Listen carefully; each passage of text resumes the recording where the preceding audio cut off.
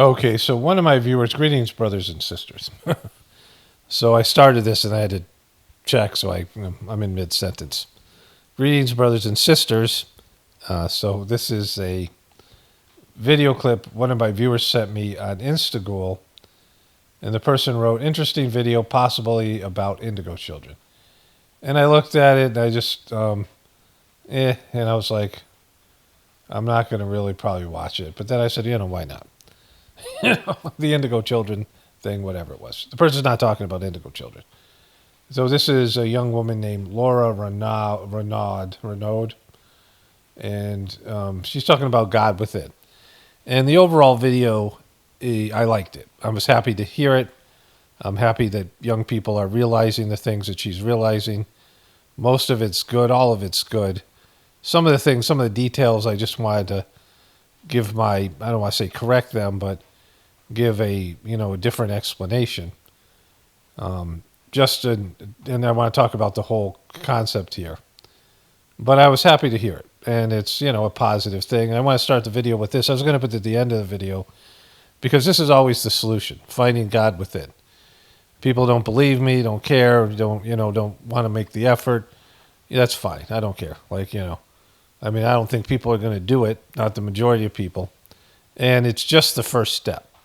It's not the solution. It's the beginning of a new paradigm, a new era, and it's essential. It's something at some point is going to be mandatory, but now it isn't. And as long as it isn't, their egos are going to take them in the wrong direction. But anyways, let's listen to the video here, and I'll make some commentary about this. But I don't want to sound like I'm being critical of some of the things she's saying. I just think that there's a distinction that I can make here.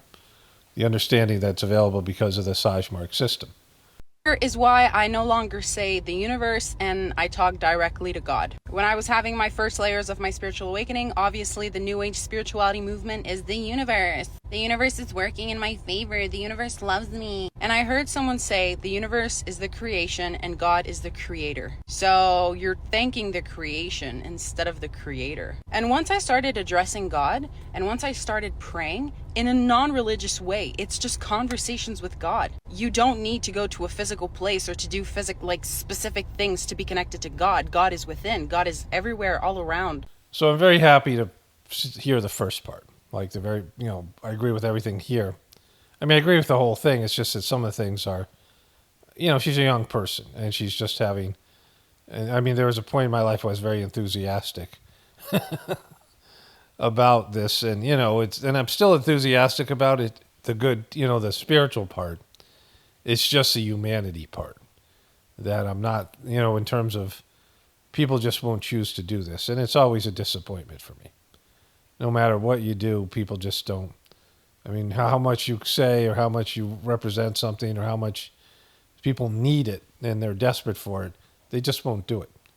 They just won't make the shift to do it. And it's the beginning. See, she's excited about this, and it should be, it's a good thing to be excited about. Excitement's a young person thing, but to be enthusiastic about. The problem is this is something that should be, if God's inside of you and you have a soul, if you believe you have a soul, then why wouldn't you figure out a way to connect with your soul in some way? To find a way to connect to the divinity within you. Why wouldn't you do that?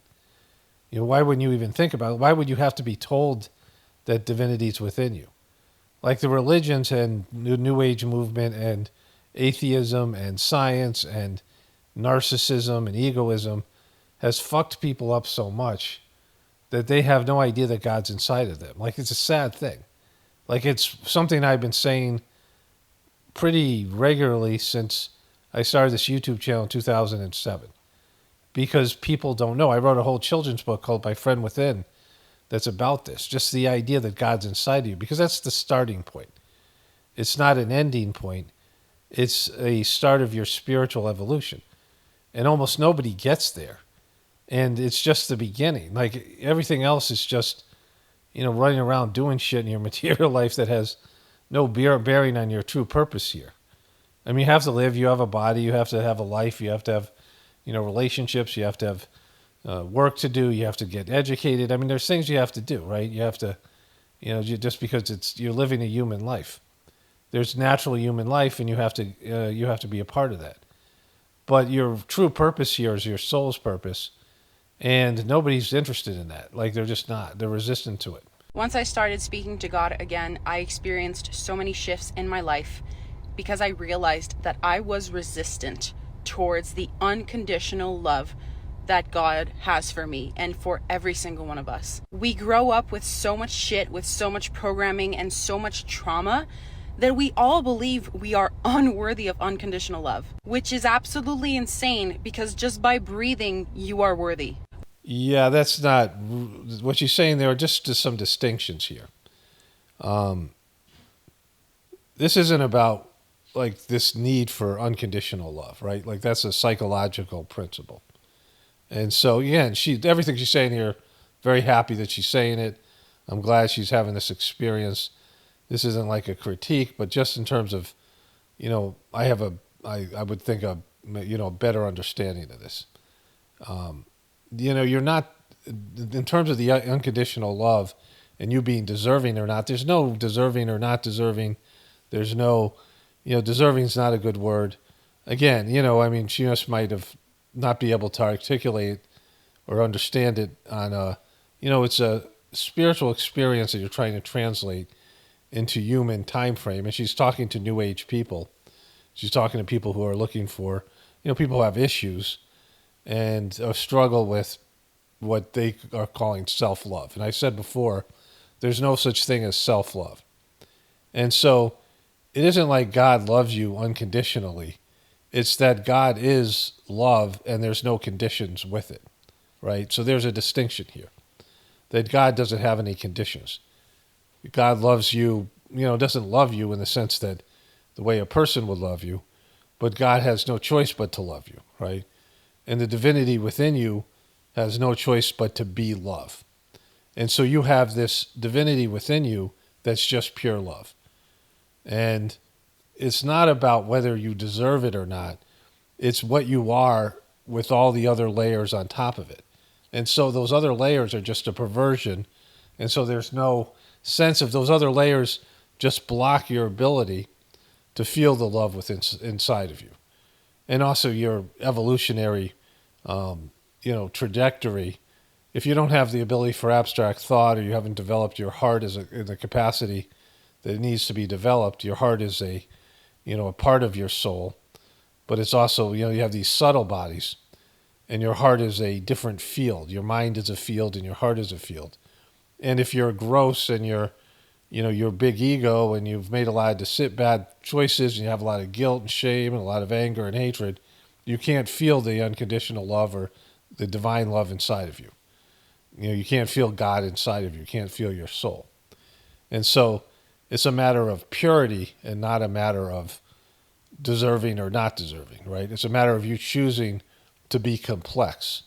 When you simplify yourself and you get down to what you are in the pristine state, it's divine love, right? And so she's speaking to a New Age audience and coming from a New Age perspective. The goal isn't to be able to convince yourself you deserve unconditional love. It's to figure out that there's layers of crap that you've created that have manifested into your ego and these, tendencies, these samskaras that are wrapped around your heart that block your ability to feel the divinity within you, and you don't really want to feel it. And not because you don't think you deserve unconditional love, because your ego wants to do gross shit. Your ego wants to do perverted shit you're not pure things. Your ego is complex, and it gets off on doing things that are complex, right? It's seeking stuff that isn't your pure self, right? It doesn't want to be, it doesn't want to open up and feel the things that you'd feel if you didn't have all these various barriers to, these, I don't want to call it, defense mechanisms, but that's part of it. These layers of crap that you've built up so you can't experience yourself in the most pristine condition. And therefore, you're going to have this lens in which you see the world, and you're going to have a desire-based, egotistical, dominant personality that is looking to seek gross shit, right? Things that are, not divine love. You're not looking for divine love because you want things that are more, that are grosser in nature. They're more perverted, that aren't pristine, that aren't, innocent and pure, right? You want, things that are icky and, ugly and twisted. And so, like, it has to be a purification of your internal world, and there has to be some realization of your true purpose, and the fact that simplicity isn't something that's boring or, unsophisticated. Simplicity is purity, and things that are sophisticated or complicated are perversions of what you really are. When I stopped trying to take responsibility for manifesting, or like, oh my God, look at the things I attracted in my life, that's ego.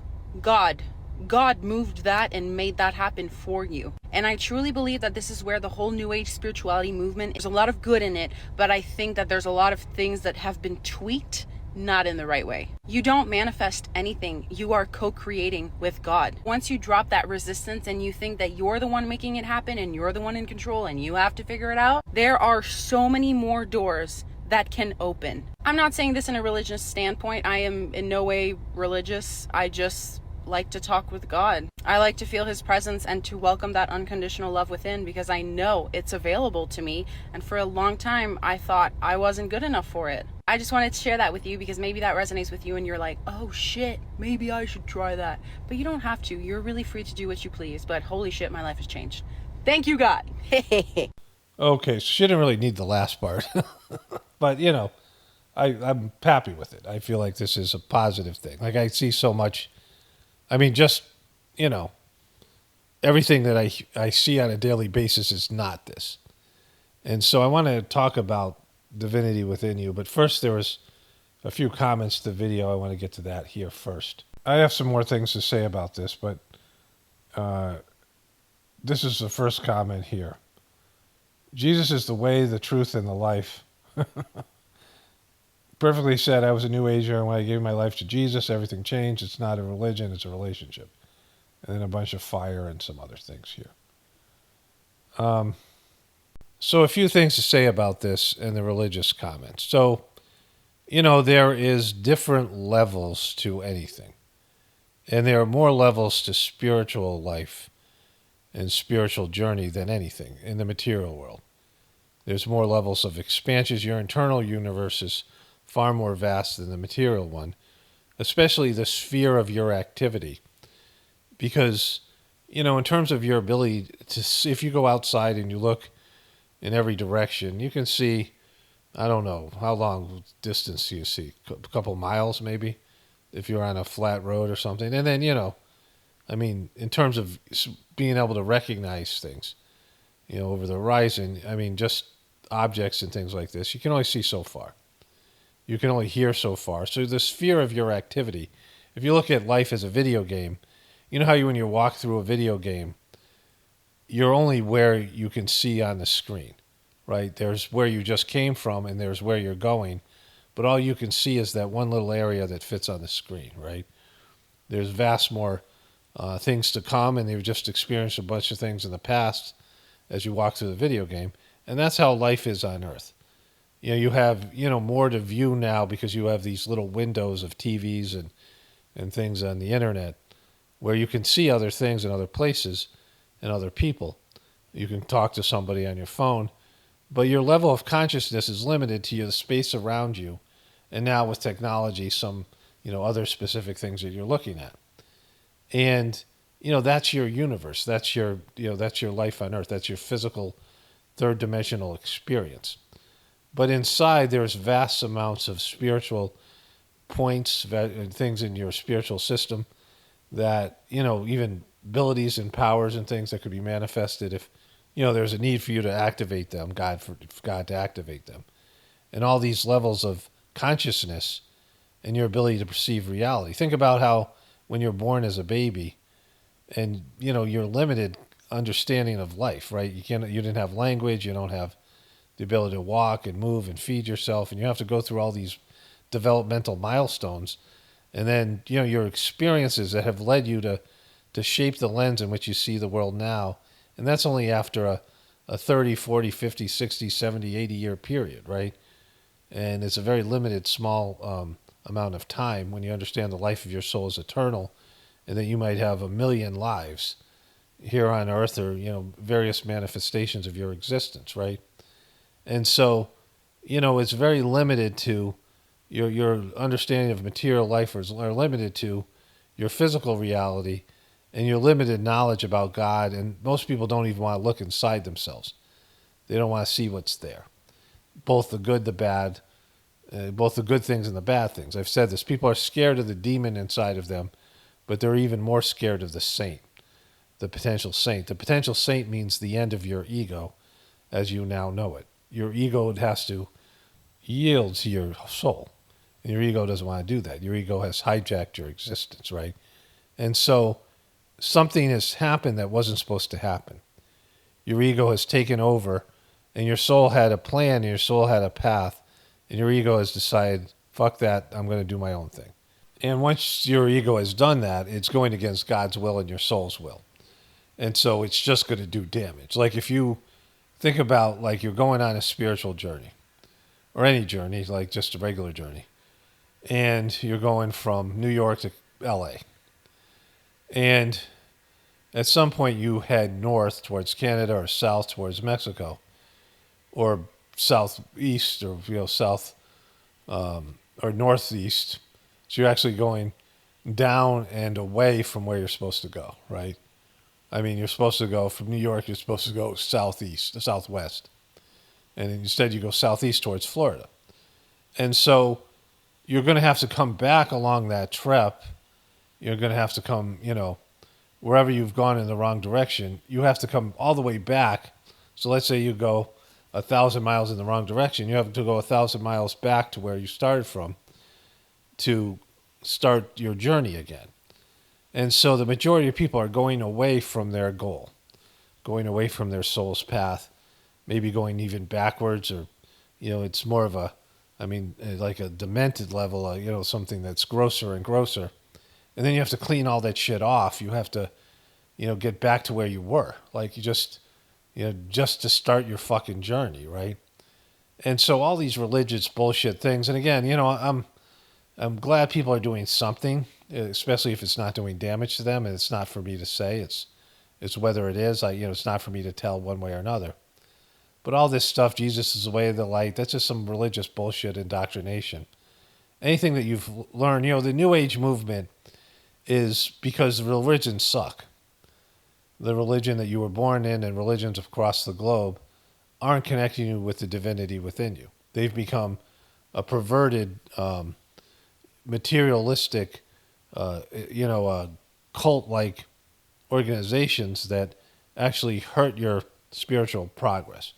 But within the religious teachings, you might be able to find some spirituality. There's religions, like the Swami Vivekananda said, religion is a good thing to be born into, but it's a horrible thing to die in. The idea is that you get to know that there is God, and there's some basic principles and character qualities you should develop, and then that's it. Like then you have to move on to spirituality. And that's, bare minimum of somebody's existence, is that they start their spiritual journey and they come back and do it again and again until they complete their goal, which is to either be liberated from this life on planet Earth or to merge back into the source, right? Which is a large journey. I mean, in terms of time and energy and effort and, what you have to become along that path, right? But the New Age movement has tried to get rid of all the heaviness of guilt and shame and all the, the bullshit stuff, the fear and the temptation and heaven and hell and all those things that you've been told to manipulate you, the indoctrination. It wants to get rid of all that heaviness and give you free love and free, the idea of spiritual freedom, where you're not bound by the dogma and the rules and the things that go along with religion.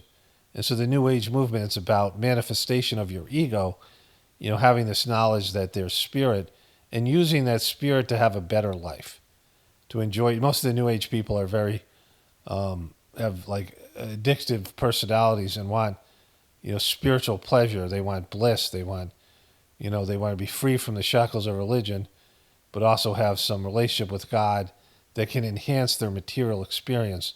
And this idea of manifesting things that you want, that your ego wants, using spiritual powers. And it doesn't fucking work because your ego has to align with your soul to develop the full capacity to manifest what you need to manifest, right?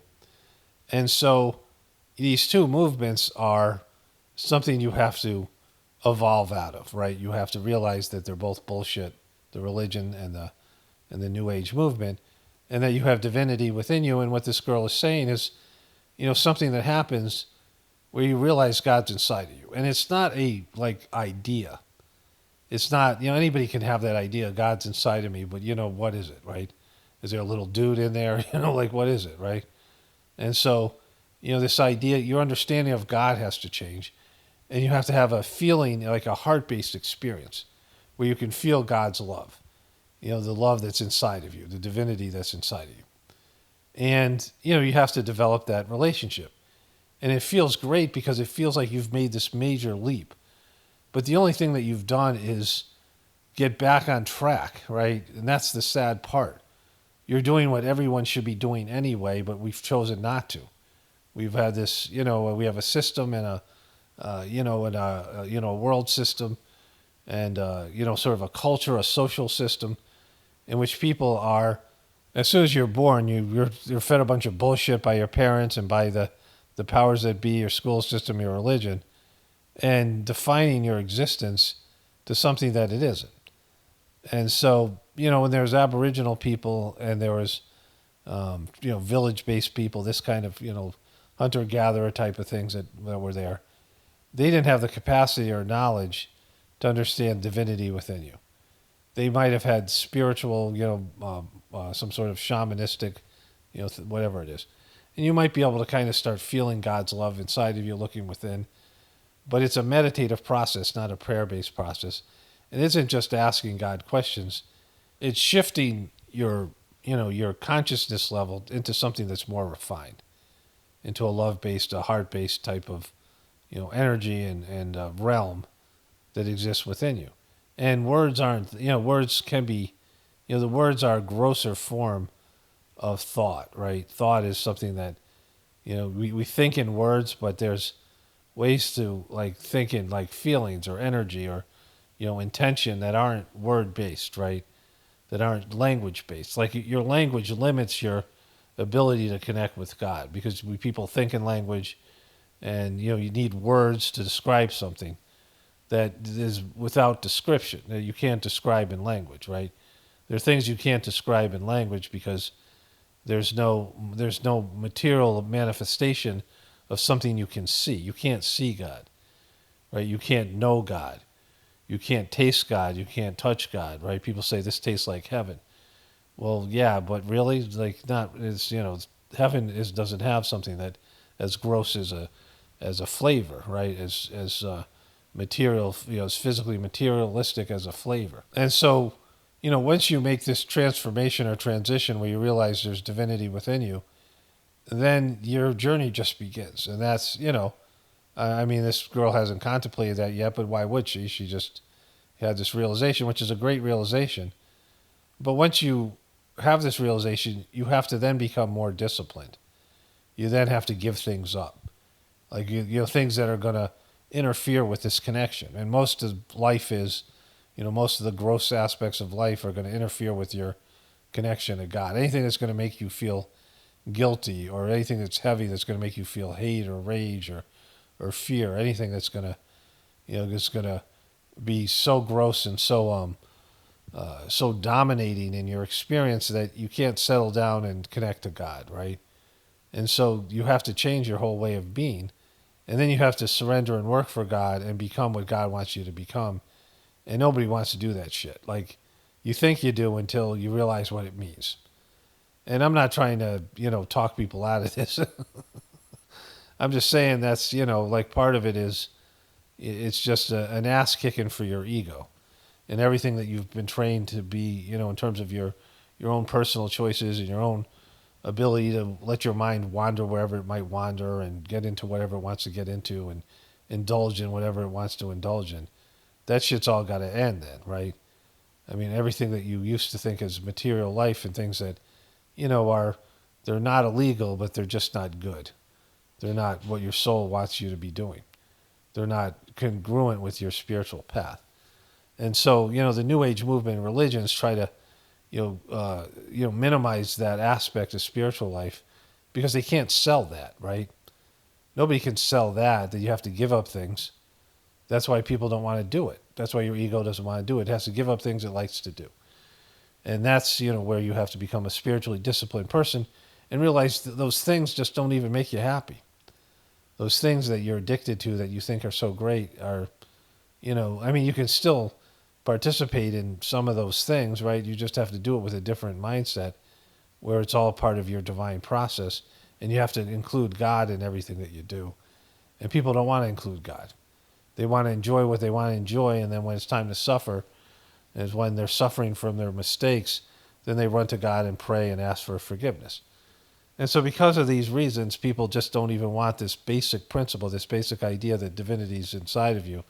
And that's a sad, aspect of the American system, the world system, the global system, and something that needs to go. The other part about this is, that white people are, especially white Americans or, Europeans, people who are, just, they believe that they're just better than other people based in the privileges, the things that you have, especially people who are educated and, in the upper class and the upper, 30% of society, the upper 10%. You've just been told your whole life you're better. If you're rich, you've been told you're better. If you come from America, USA, you think you're better. America's better than other countries. And when you're, in these various classes and, these, races that are the ones that are, typically in this position, you get this idea that whatever you're doing is better than everyone else. And that, the American stuff is just better than everything that everyone does everywhere else. And so this New Age movement has this attitude where they take ancient Indian and ancient Eastern spiritual principles in this New Age movement and twist them and change them into something that's very American. And they think, my thing's just got to be better. Like you're taking something and applying it and, giving it a little sprinkle of American culture and American mentality. And that's where the New Age movement always fails. Because these are spiritual disciplines that have been watered down over the years. Every religion, every spiritual technique, every mantra, everything has been, it's lost its true purpose and meaning over the course of time. And then you make it even more materialistic and you have some, remember that guy brought those people out in the Arizona desert and they died of in a sweat lodge and he wouldn't let them out and, bullshit New Age guru shit, right? And so, the reality is that what people don't want to understand that divinity is within you. And once you realize that, then you have to, clean up your act and start living in a more disciplined way because you're just supposed to, right? And it's even more refined and it's less freedom because you can only do what's right. When you're a sinner, when you're, a devil worshiper, you can do whatever the fuck you want to do. Right? You can just go indulge because, you're not answering to God or anybody else. And so you have all these freedoms to make the wrong decision. But when you're, a person following the divinity within you, there's one right choice in every situation, a divine choice, and you can only make that choice. Everything else is a mistake. And people want to be they don't want to give up their freedom and their ability to make mistakes. But anyways, like I said, I was glad to hear, at least there's some of this consciousness out there. But you look at the comments, it's the whole thing. I mean, this is where it's depressing because people just don't want to hear it. Like if divinity and your soul exist inside of you, of course you should have a relationship. Like why wouldn't you? But people don't want it. And that's just sad.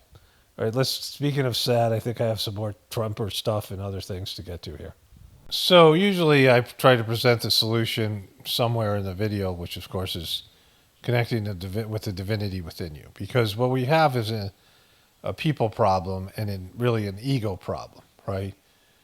That when egos run amok, people do shit that, give themselves permission to do things they wouldn't if they had a relationship with their soul and the divinity within them.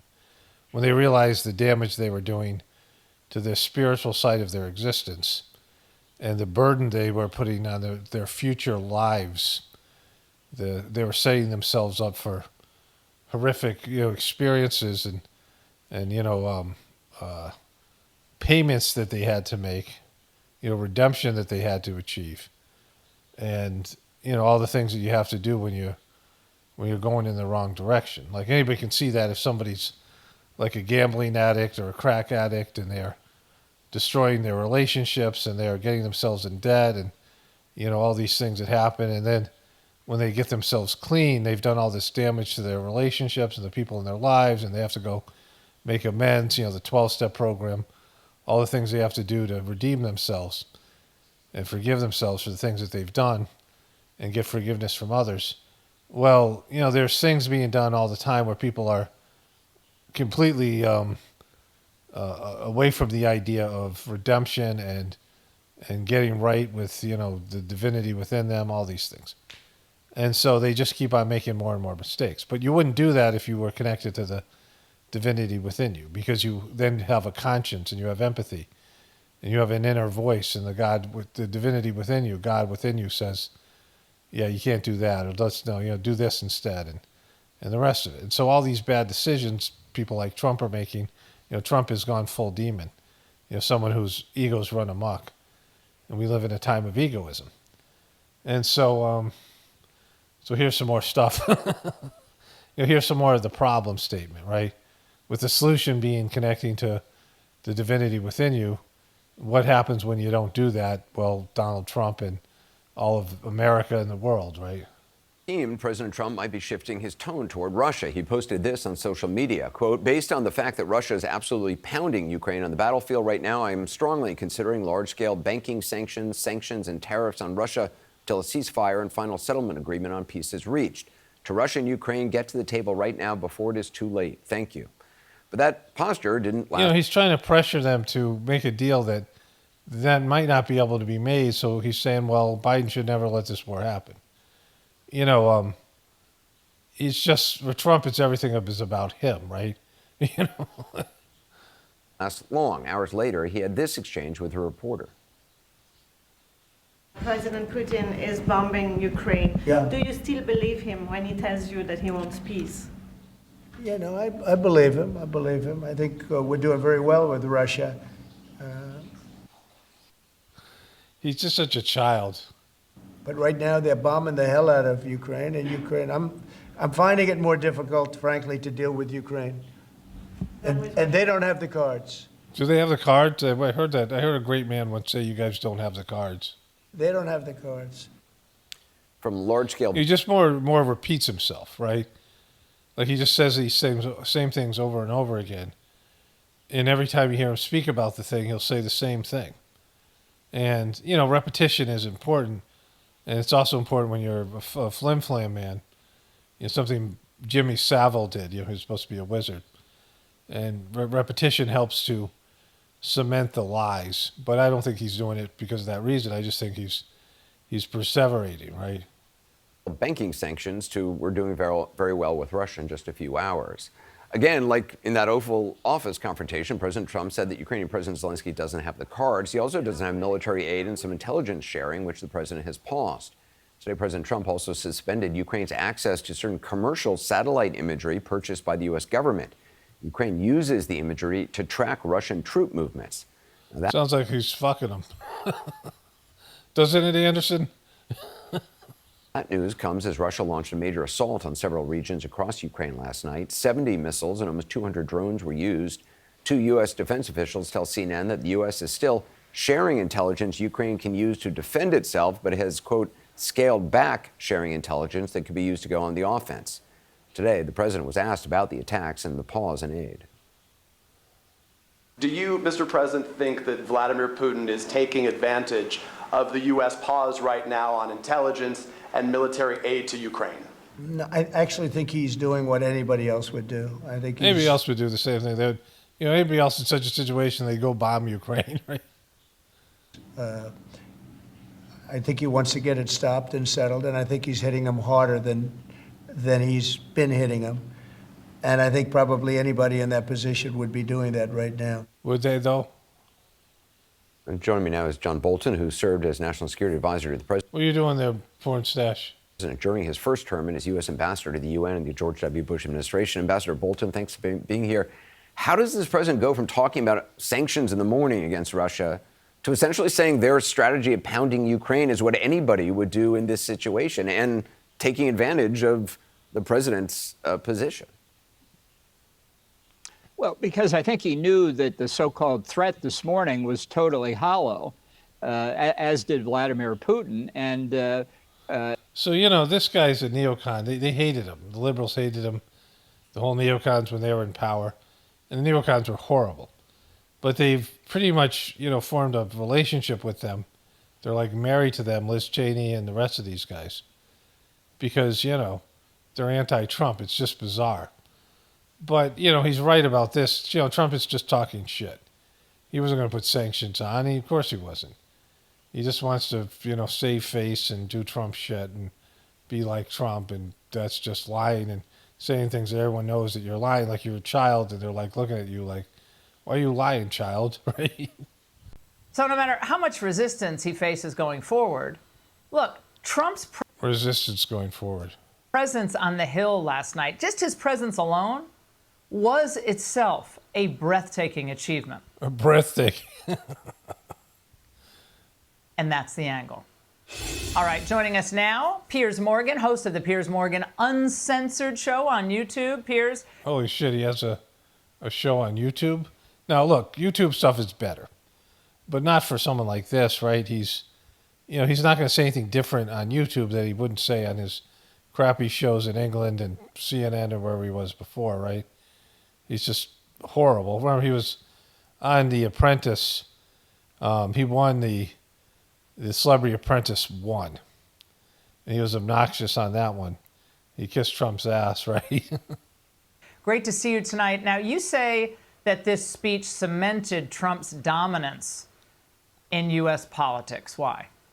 Well, Laura, thanks for having me. Lovely to see you.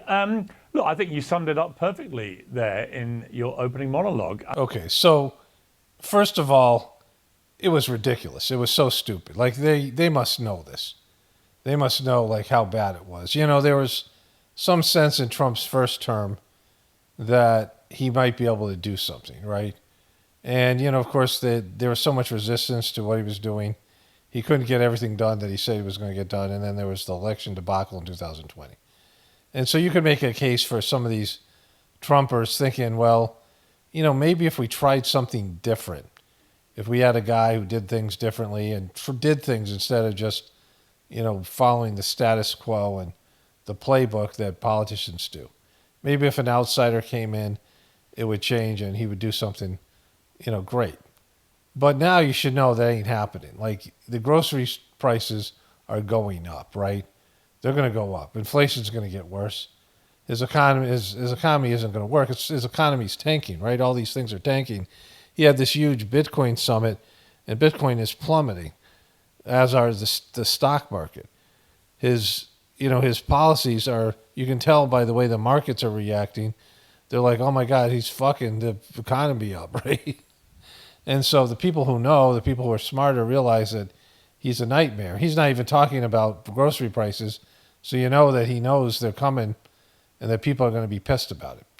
And once he loses support of his people, which he will, you know, whatever percentage it is, I mean, the diehard Trumpers are too stupid to, you know, to ever veer away from him.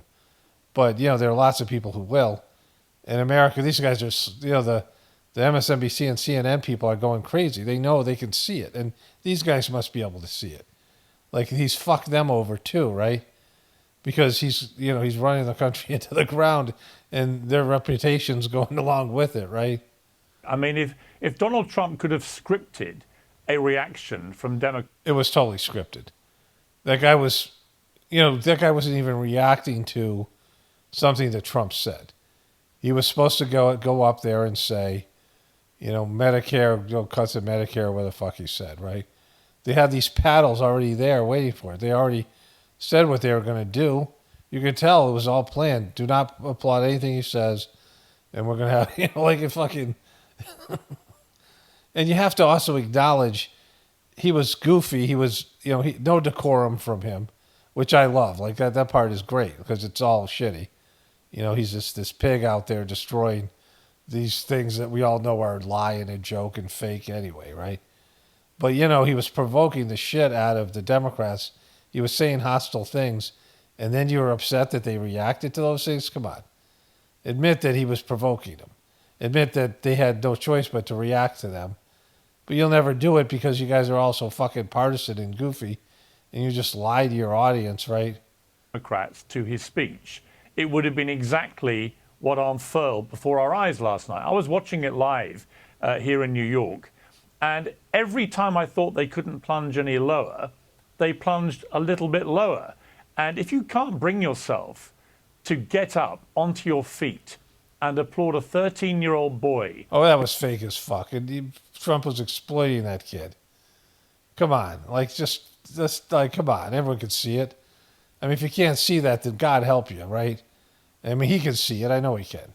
If that was just some bullshit thing that Trump was doing, exploiting the kid. And who's had, I think, over a dozen brain cancer surgeries, who's come through, who's survived, and who has this sanctimonious bullshit that liberals do it all the time. Joe Biden and them were doing this all the time, but they both do it. We're completely over it, right? Just fucking stop. Who is there? Remember this? Jesus Christ. All right, let's move on to the next thing.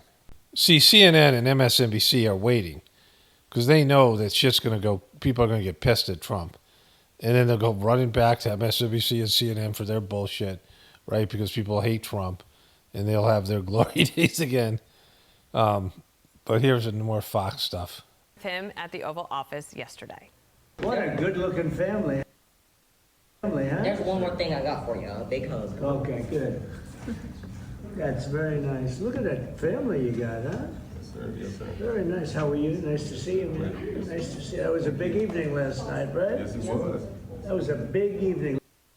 13-year-old superstar cancer patient DJ Daniel was made an honorary member of the U.S. Secret Service Tuesday. Despite that heartwarming... Again, what, are you kidding me, right? An honorary member of the Secret Service? This is like not a Make-A-Wish Foundation bullshit, right? I mean, the kid, whatever, surviving all those things. I mean, Kennedy has ways of getting rid of cancer, which is diet-related and toxic chemical-related and things. At least he said he was going to do that. And Trump has said he was going to do that as well. He's behind it, but Trump eats fucking McDonald's and all his other bullshit that he does, right? If he's doing those drugs and shit. So he doesn't care about that, like kids and all this stuff. But cancer is something that should be worked at prevention, right? Preventing cancer, bringing cancer rates down to what they used to be before they toxified our environment and our foods. Tribute and moment, Democrats turned the cold shoulder. The White House says that snub certainly may have backfired. Democrats didn't stand to keep men out of women's sports. They couldn't even clap for a girl who got her head smashed in by a man on a volleyball court. Remember this? Democrats didn't stand for an innocent and beautiful child who is surviving brain cancer. Last night was a very clarifying moment for our country. The Democrats exposed themselves as the party of insanity and hate. If you believe any of this bullshit, what value do you have? If you don't have the capacity to see through this stuff, then what value do you have as a person? If you thought that this was real and that Trump bringing that kid up was real, or the other times the Democrats did the same bullshit, these things are ridiculous. They're so condescending and sanctimonious and all this, dripped in fake patriotism, and these are the most fucking worst people in the world, the governmental people. They work for the worst people, and they're apprenticing to the controllers, and they've sold their souls to the devil for power and all these things, money and the rest of it. They're despicable, right? This is a degenerate group of people, and they don't care about some kid with cancer. Trump doesn't give a shit about people with cancer. The party that wants to put America last. Former West Virginia Senator Joe Manchin and John Fetterman said this, sir. Thanks for being here. He said a sad cavalcade of self-owns and unhinged petulance. It only makes Trump look more presidential and restrained. We're becoming the metaphorical car alarms that nobody pays attention to, and it may not be the winning message. Okay, so you're saying he said words like cavalcade and unhinged petulance and metaphorical. Have you seen John Fetterman talk? And he has a tablet that he uses that he has to interpret what other people are saying to him, because they sound like the parents on Charlie Brown, wah wah wah wah wah wah, because he's got brain issues from a stroke, and he was already pretty fucked up before that, and so he didn't write this thing. He can't speak. I'm going to take that metaphor a step further. When that car alarm's going off, it's really annoying to everybody else. Whose is it? What do you think about it? No, John's absolutely spot on. It was just... It was spot on. That was just the whole thing. What Trump did to provoke them. I mean, saying Joe Biden was the worst president in history and saying these things. It's a bipartisan. He's addressing both sides of the aisle. And there's, just complete hatred, and you guys are on the wrong side of things. Trump's running this country into the fucking ground, and you guys are applauding him. Holy shit. Again, it's not that the Democrats are good. They're both evil. That's the point.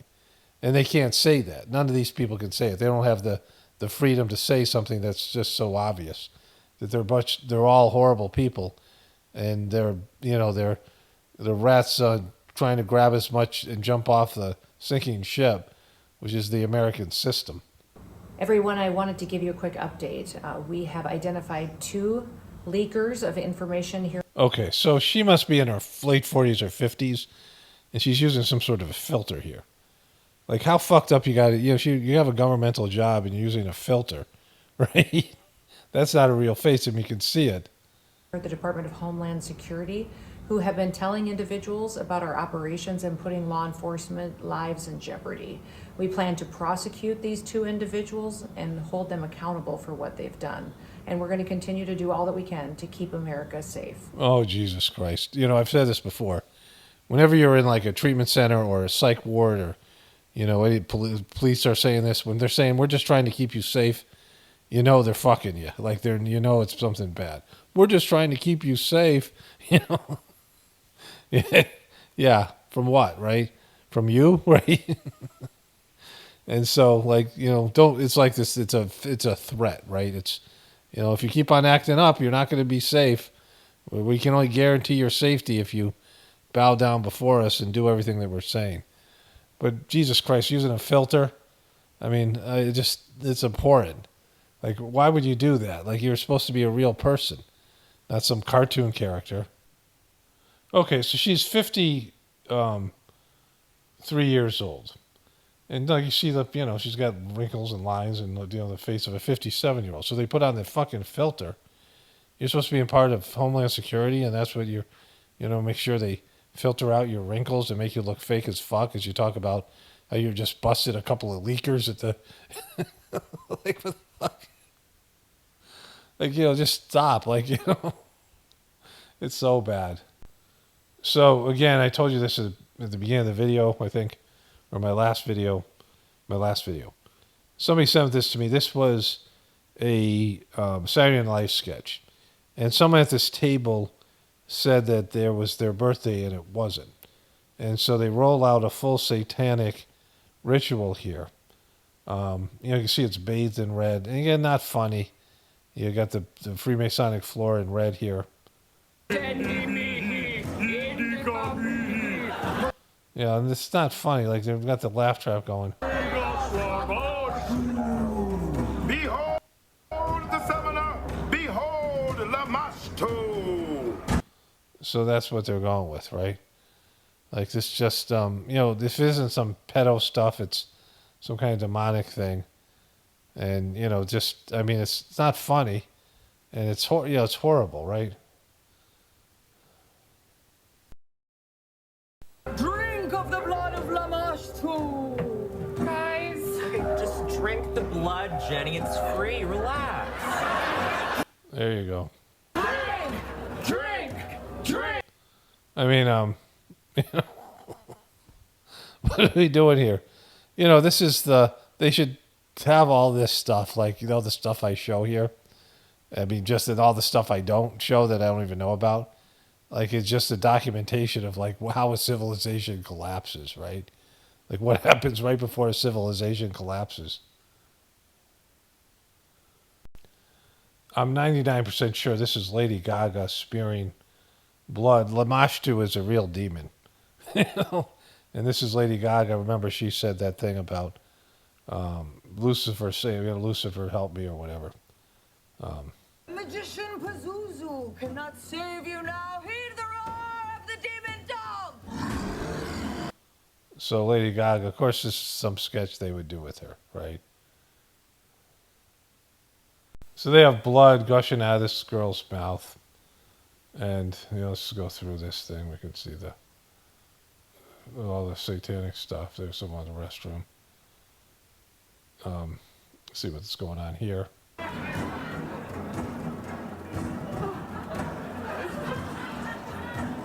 Come, birthday girl! Come with more ram! You guys, you can't just let Bull Rum lead me away. Okay, it's friendlies, Jenny. They're at friendlies. It's going into a cage here.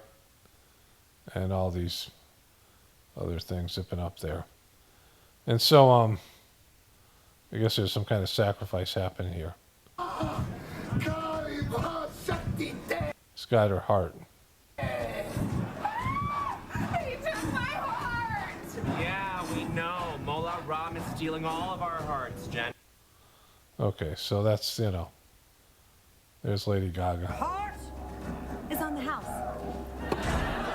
Oh, look, they put a little ice cream cone hat on Jenny's heart. All right, so Saturday Night Live is getting it done. Okay, so Smithers or Flanders or somebody or the principal is lying about the Aurora Borealis happening, but this happened here. This time of year, at this... It's right here. Borealis. Here. Aurora Borealis. At this time of year, at this time of day, in this part of the country, localized entirely within your kitchen. Yes. So, the Aurora Borealis is being seen as far south as Florida, which means the magnetic fields are weakening. At least that was the scientific explanation 20 years ago in a video I watched when they talked about when the poles reverse themselves, the Aurora Borealis will be seen in other places. The northern lights will be seen all over the world because it's a magnetic field that's causing that phenomenon. And when the magnetic field becomes more fluctuated and the poles reverse themselves, it leaves us open to solar flares and other things that could short out the electrical grid and all blah, blah, yada, blah, blah, blah, blah, which I've said so much. And here we are again with the Simpsons predicting this thing, like they always do. So apparently when Saturday Night Live did a sketch hammering MSNBC, they had somebody say, what do you think about that Rachel Maddow? And it was a dude and some guy playing Chris Hayes. So they're saying Rachel Maddow looks like a dude and Chris Hayes looks like a woman, a lesbian woman. Good evening from New York. I'm Chris Hayes. Not surprisingly, Donald Trump told a bunch of lies last night. No, he didn't. No way. Joint address to Congress. There were small lies, there were big lies, and then there's the big lie. And that is a coordinated campaign of blatant falsehoods to systematically burn down and destroy an institution. We saw Trump do it in 2020 before. Boom. This is the big lie, remember? The big lie. Our very eyes, undermining the legitimacy. This is not a real thing, the big lie. Like, the lies are just lies, of America's free and fair elections. We saw him do it last night on the biggest stage, undermining the legitimacy of America's most politicians lie, but only Trump does the big lie. Most important safety net for its citizens, Social Security. There is a pattern to what Trump is doing and what he's goading other Republicans into saying. It is a pattern Trump established throughout the 2020 election and its aftermath, all the way up to January 6th and beyond. A deliberate attempt to alter... Is it the glasses, Chris? reality with lies about the balloting that were so audacious and so obviously untrue. They're sending millions of ballots all over the country. There's fraud. They found them in. That was totally true. You know, there was all these write-in ballots that came in, mail-in ballots because of the COVID shutdown, right? With all the bullshit stuff. It was all, you know, the whole thing. You know, not like Trump's story is true. Trump's a part of it. It's the whole thing. It's all a big lie, right? The whole thing. Not the right, not the left, all of it. Creeks, we caught them, as you know. It's fraudulent, dropping ballots, doing so many things nobody can even believe it. Dead people voting. They can't believe it. A massive dump of votes. And then you get to Detroit, and it's like more votes than people. We have a company that's very suspect. Its name is Dominion. Okay, remember the whole thing. All right, let's move forward here. Now, to be clear, those claims were all false. They were were they? Thanks, Chris. We trust you to tell us what's false and not. laughed out of court dozens and dozens and dozens of times. But Trump was obsessed with convincing his fan base that the voting system in the U.S., gold standard for free and fair elections around the world, no, come on, bro, was shot through with fraud. I mean, in numbers that were... You guys did a hit piece on HBO called Kill Chain, which Nancy Klobuchar and all these prominent Democrats were saying that the voting machines could be hacked. In fact, they brought hackers in. And it's the whole thing. I talk about this all the time. It's kind of a good documentary, but they thought Trump was going to be the one that hacked the election. And so they did this hit piece, and it was released like in October, right before the election, you know, to warn Democrats that Trump might try to steal the election through these different, you know, these various means. And then it turns out that they're the ones that end up benefiting from the election. All of a sudden, these elections are incredible, and they're the best place, they're best elections in the world. Like, it's the new big lie. It's the new big lie. Preposterous. And it wasn't a new obsession. I mean, look at these headlines. Donald Trump warns vote could be rigged. Trump ratchets up rigged election claims, which Pence downplays. Donald Trump's rigged election claims raise historical alarms. All of these headlines were from the 2016 election campaign, the election Trump ultimately won in the Electoral College. Trump was saying that in case he lost, he would cry foul like he didn't really lose. Because Trump couldn't. Like, he just think about how Trump's personality is. He was never going to concede that he lost. There's always going to be some way he was cheated. He's always going to be a victim. Like, it's just everything he's done ever since is about that. It's never his fault. Joe Biden left him a big mess. Now he can't, fix any of these things, but they wouldn't have happened if Trump was president. This whole thing, right? He didn't challenge that outcome. But once he lost in 2020, Trump went back to his old playbook, this well-established playbook, particularly the myth of dead people voting for Democrats. Okay, so let's get to the Social Security part. Big lie about a beloved government program, one that Republicans have long hated, but that 71 million Americans currently rely on.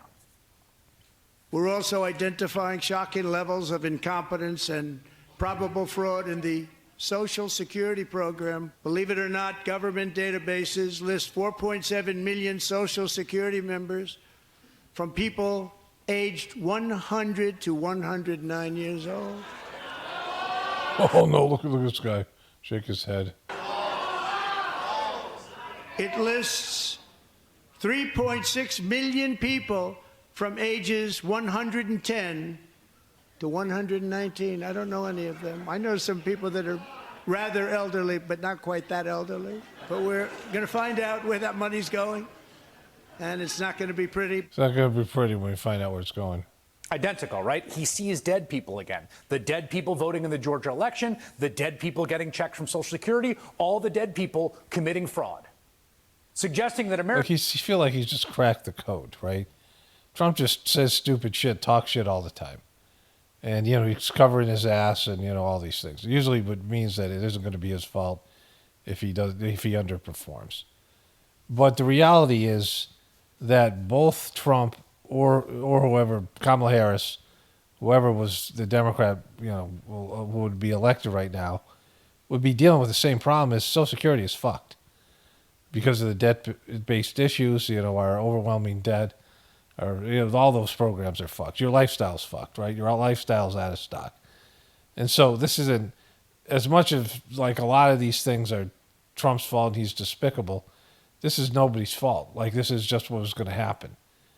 At some point, because of our economy, the way it's built, a debt-based economy, at some point they were going to say, yeah, it's all fucking fraud and a lie. They're not going to say that, though. They'll do some bullshit cryptocurrency exchange or just, some excuse to take down your lifestyle and say it was mismanaged by Trump or whatever excuse they used. But you ain't getting Social Security, and neither am I. At least for long, right? Depending on when it goes down. But, for the most part, it's going to be soon. So Social Security and Medicaid, Medicare are dead. Okay, so this is the Democratic response to Trump's address. Hi, everyone. I'm Melissa Slotkin. I'm honored to have the opportunity to speak tonight. It's late, so I promise to be a lot shorter than what you just watched. I won't take it personally if you've never heard of me. I'm the new senator from the great state of Michigan, where Michigan. I grew up. I've been in public service my entire life because I happen to be in New York City. You're calling this public service? On 9/11. Wait, let's go back. This is the key part. I just shit on the key part. New York City on 9/11 when the Twin Towers came down. Before the smoke cleared, I knew I wanted to make a life in national security. So some bullshit event, some false flaggy type of event that happened, or something that, controversial event, you've changed your whole life. It's kind of like Pat Tillman, except now you're a sellout from Michigan. Giving the Democratic rebuttal. I was recruited by the CIA and did 3 tours in Iraq alongside the military. Yeah, because people who are in the CIA are always reputable. Like, how much lying and deception and killing did you do for them, those motherfuckers? You call that public service? You call being in the CIA public service, right?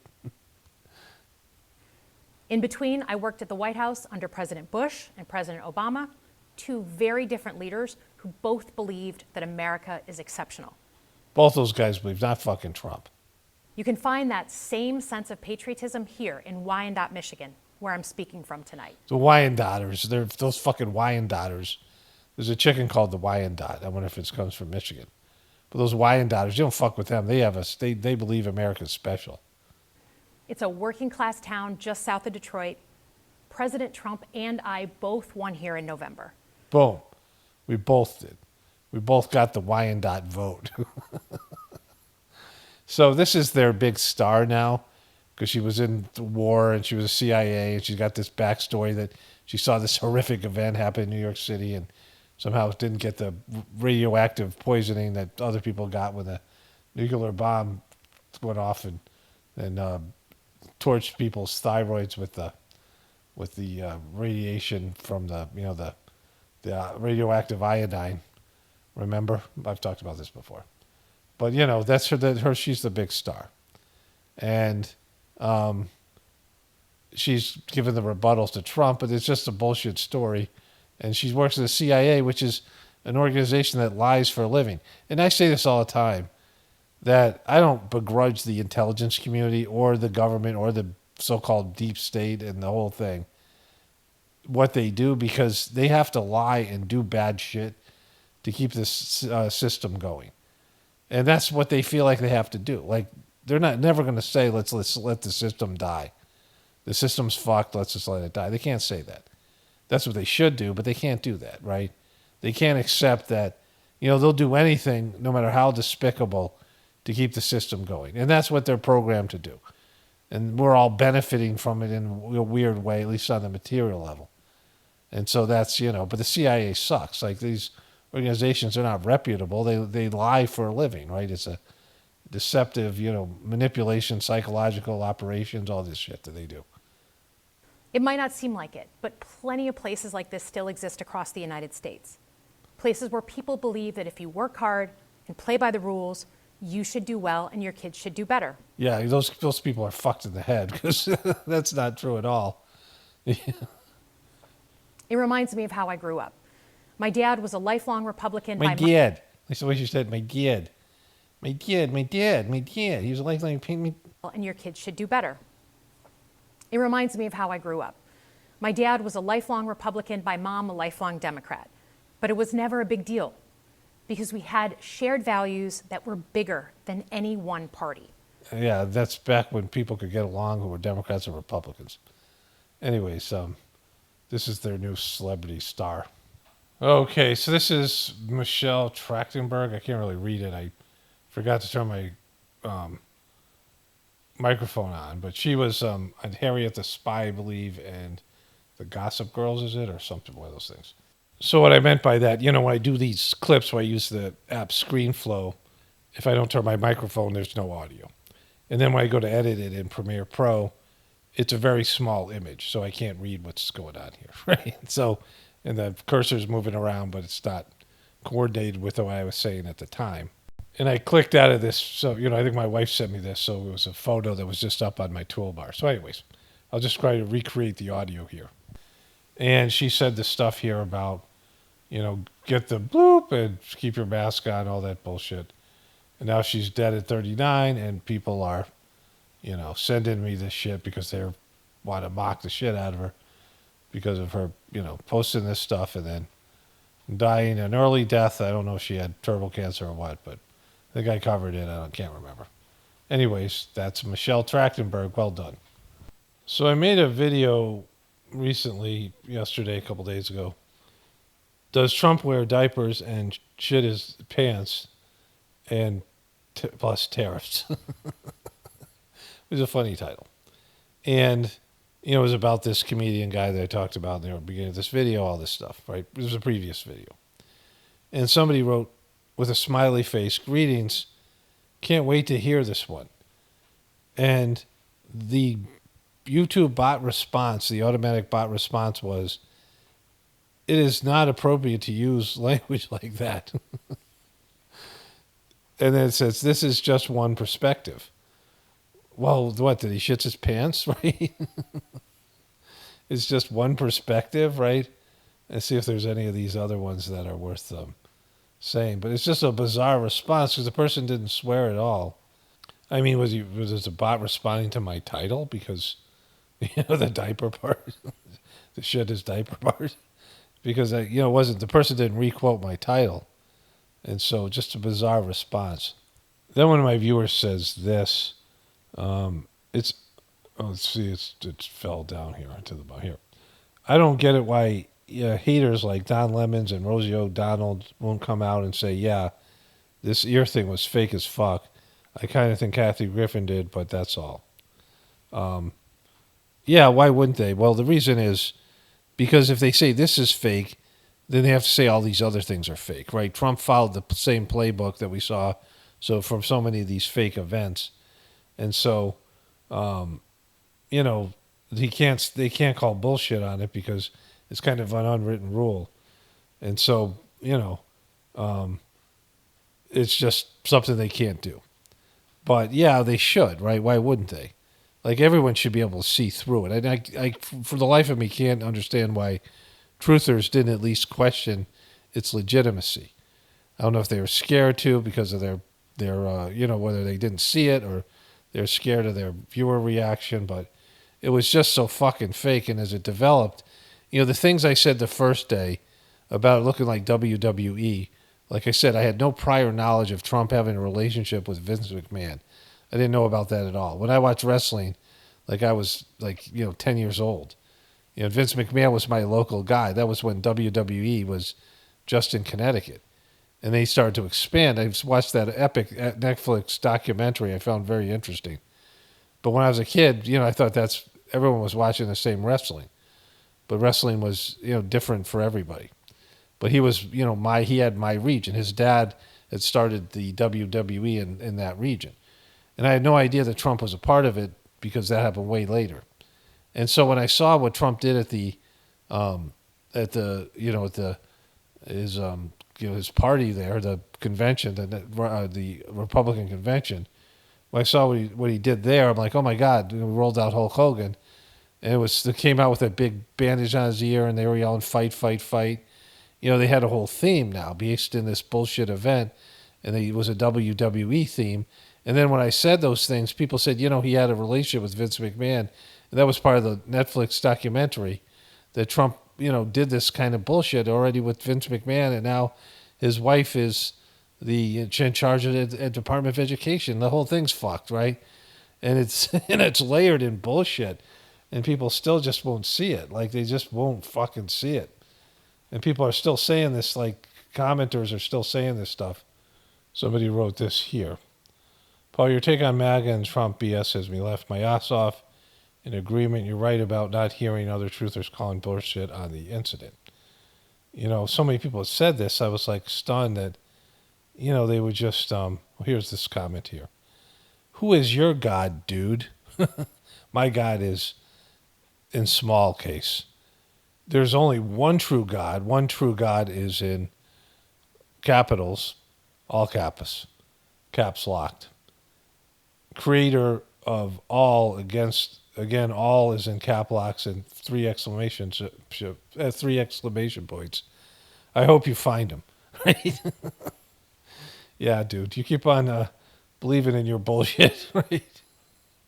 You arrogant prick. The ignorance, like people celebrating their ignorance, like not thinking that there's something more than they don't know. I mean, part of my, the Sizemore system, one thing I didn't say about what that girl was saying in the beginning, you need somebody who's gone ahead of where you are because, in every sphere of activity, you need a coach. You need people who are, you need external teaching. But the internal world is even more vast, right? People need instruction. They need teachers. They need coaches. They need guides. And the spiritual adventure, the spiritual journey, you need it even more so. But, who's available to do that? Usually it's hard to find somebody who can do that, right? And I was lucky enough to find the Sizemore system before the Dodgy debacle. And so, now everybody's fucked with that thing. But, the need for this kind of thing is there. But anyways, going back to this comment, you don't ever know God. Like, you just believe your religious bullshit, your indoctrination. Yeah, fine, you're simpleton, not in a good way, because simple is good. I don't want to say simpleton, but, just ignorant and celebrating your ignorance and a lack of curiosity and all these things. But, one of the great teachings of Sizemore system is you can never know God. God is too vast. And so we can be closer to our understanding of what God is and how God works and what's God's like essence really about and how we can serve that essence, right? But you're always on a journey, you're always learning. You can never know God, you can never really speak for God and say this is the one true God, and that's all like remedial bullshit, right? For people with double-digit IQs that are emotionally challenged and have issues that I hope you find him. I hope you find the one true God that I found, right? It's just fucking stupid, it's just silly. And they can't even see how, of course they can't see, how like remedial they are. Of course they can't see because nobody can. Like, it's silly. When you're like this, stupid and you really think you think you're the knower in a situation where other people are far beyond you, right? But it's human nature to think wherever you are is the shit. Like, wherever you are is is where the place to be, right? People who are, are saying things about spirituality or something like this are, crazy left-wing, new age people, and people who are atheists are, they suck and they're, they don't have any relationship with God. But you're right there in that sweet spot, right? Like, it's the same thing with truthers, people who are, who are oblivious to what you're saying, don't agree with what you're saying, are sheeple. People who are more extreme in terms of their truther views are crazy right-wing nut jobs or crazy nut jobs or whatever. And you're right in that sweet spot. I mean, that's human nature. Just another comment here. Capricorn won a 1977 thriller directed by Peter Hyams. The film follows the first crew to mission to Mars, where astronauts Charles Brubaker, Peter Willis, and John Walker are removed from the spacecraft just before the launch due to life support system malfunction. They are secretly held in a desert facility and coerced into faking their mission success to preserve NASA's reputation. I saw this movie when I was a kid, or I saw the trail. Like I don't remember anything about it. I knew it had something to do with space. Like I had some vague memory of it. Anyways, let me wrap this up here. Somebody just sent me a message with a picture of Wendy Williams in her apartment asking for help. I'll cover that in my next video. So, hard times all around. Only spirituality will save this world. It's Paul Romano, definitely important for the Apocalaughs and the Ascension. Everyone have a blessed day and be grateful.